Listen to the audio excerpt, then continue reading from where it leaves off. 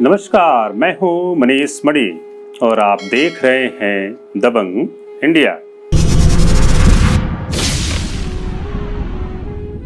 धर्मराज युधिष्ठिर श्री कृष्ण अपने भाइयों संग एक मत हो राजसूय यज्ञ करने का निश्चय किया। इसके लिए आवश्यक था कि इस महायज्ञ में बाधक तत्वों को दूर किया जाए। सबसे बड़ी बाधा राजा जरासंध था, जो शक्ति अर्जित करने के लिए 100 राजाओं की बलि देने वाला था। उसने पहले ही 86 राजाओं को जीत अपना बंदी बना लिया था। 14 राजा ही अब शेष रह गए थे। तब श्री कृष्ण बिना समय गवाए जरासंध के वध के लिए धर्मराज युधिष्ठिर से अनुमति ले भीमसेन और अर्जुन संग मगध देश को प्रस्थान कर गए। स्नातक ब्राह्मण के वेश में तीनों मगध नरेश राजा जरासंध के पास पहुंचे और जरासंध को मल्ल युद्ध के लिए चुनौती दे डाली। इस पर जरासंध ने कहा, हे ब्राह्मणों, मैंने किस समय आप लोगों के साथ शत्रुता या दुर्व्यवहार किया है? यह ध्यान देने पर भी मुझे याद नहीं पड़ता। मुझे शत्रु समझने का कारण क्या है? क्या सत्पुरुषों के लिए यह उचित है? कहीं आप उन्मादवश तो ऐसा नहीं कर रहे हैं? जरासंध की बातें सुन श्री कृष्ण कहते हैं, राजन, तुमने क्षत्रियों का बलिदान करने का निश्चय किया है। क्या यह क्रूर कर्म अपराध नहीं है? हम दुखियों की सहायता करते हैं और तुम क्षत्रिय राजाओं का नाश करना चाहते हो। इसलिए हम तुम्हारे वध का निश्चय करके यहाँ आए हैं। इस विशाल पृथ्वी पर तुमसे भी अधिक वीर हैं। हमारे आने का उद्देश्य निश्चय ही युद्ध है। हम ब्राह्मण नहीं हैं। मैं हूँ वसुदेव पुत्र कृष्ण और ये दोनों हैं पांडु नंदन भीमसेन और अर्जुन। हम तुम्हें युद्ध के लिए ललकारते हैं। तुम या तो समस्त कैदी नरपतियों को छोड़ दो अथवा हमारे साथ युद्ध करके परलोक सिधारो। तब जरासंध ने कहा, वासुदेव, मैं किसी भी राजा को बिना जीते नहीं लाया हूं। क्या मैं तुमसे डर कर इन राजाओं को छोड़ दूं? यह नहीं हो सकता। चाहो तो तुम तीनों एक साथ मुझसे युद्ध कर लो। यह कहकर जरासंध ने अपने पुत्र सहदेव के राज्याभिषेक की आज्ञा दे डाली। श्री कृष्ण ने जरासंध से पूछा, राजन, तुम हम तीनों में से किसके साथ युद्ध करना चाहते हो?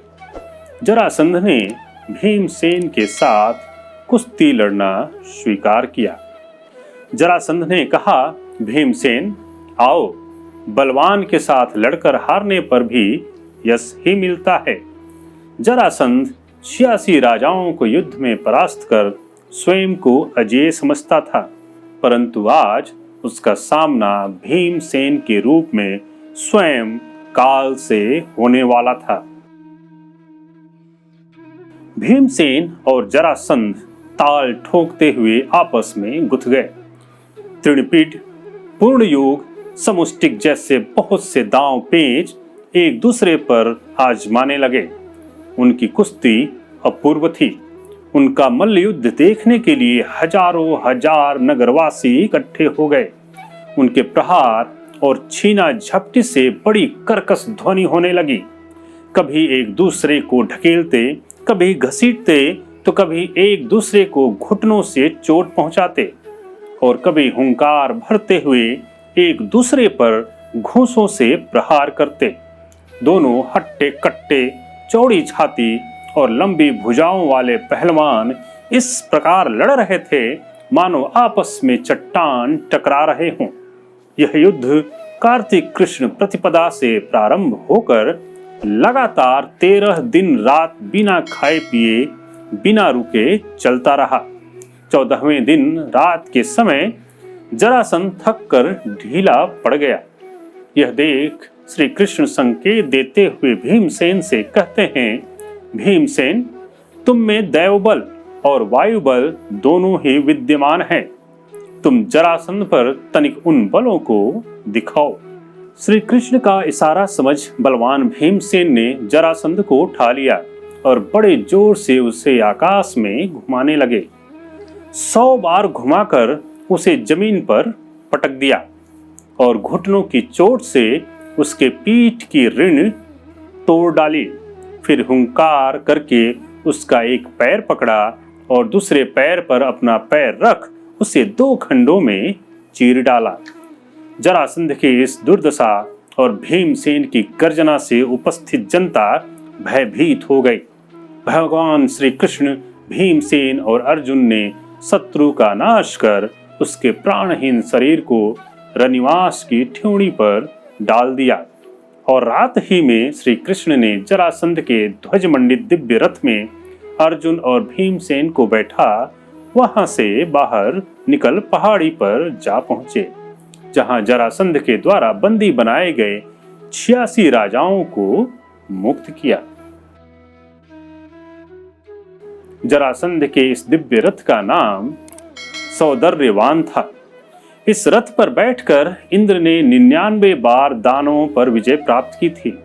उस रथ के ऊपर एक दिव्य ध्वजा थी जो बिना किसी आधार के ही लहराती रहती थी। इस रथ को इंद्र ने वसु नाम के राजा को दिया था। वसु ने बृहद्रथ को और बृहद्रथ ने जरासंध को दिया। सभी बंदी राजा अब जरासंध की कैद से मुक्त थे।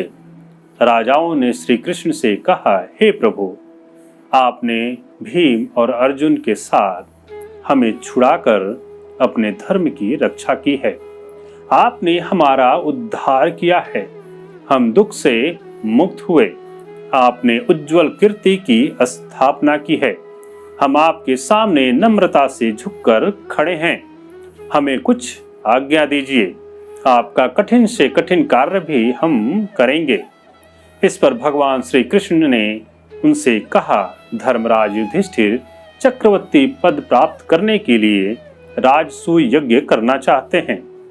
आप लोग उनकी सहायता करें। सभी राजा प्रसन्न मन से श्री कृष्ण के इस प्रस्ताव को सहर्ष स्वीकार कर लिया। फिर जरासंध पुत्र सहदेव का राज्याभिषेक कर श्री कृष्ण, अर्जुन, भीमसेन सहित सभी मुक्त राजा इंद्रप्रस्थ पहुंच गए। इंद्रप्रस्थ में धर्मराज ने सभी का बहुत सत्कार किया और श्री कृष्ण व अपने भाइयों को गले लगाया। जरासंध की मृत्यु से सभी पांडव आनंदित हुए। उन्होंने मुक्त राजाओं से मिलकर उनका यथोचित आदर सत्कार किया और समय पर उन्हें उनके देश के लिए विदा कर दिया। जरासंध पर विजय और बंदी राजाओं को मुक्त कर अभय देने के कारण पांडवों का वैभव दिग्दिगंत में फैल गया। आज महाभारत कथा में बस इतना ही। हमारे वीडियो को लाइक करें, शेयर करें और हमारे चैनल को अभी तक सब्सक्राइब नहीं किया तो सब्सक्राइब जरूर करें। धन्यवाद।